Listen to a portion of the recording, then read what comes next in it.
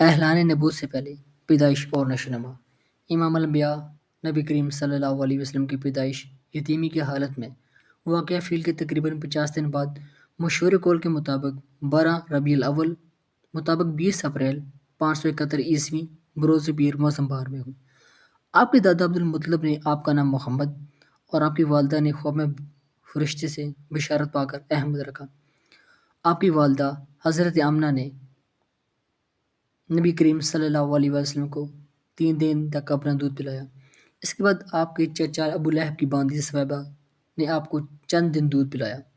پھر حضرت حلیمہ سعدیہ رضی اللہ تعالیٰ عنہا نے پورے 2 سال ہونے تک آپ کو دودھ پلایا۔ 2 سال پورے ہونے پر آپ کا دودھ چھڑا دیا گیا۔ آپ صلی اللہ علیہ وسلم کی عمر 6 سال تھی کہ آپ کی والدہ کا انتقال ہو گیا، اور جب عمر مبارک 8 سال ہوئی تو آپ کے دادا عبدالمطلب بھی اس دنیا فانی سے پردہ فرما گئے۔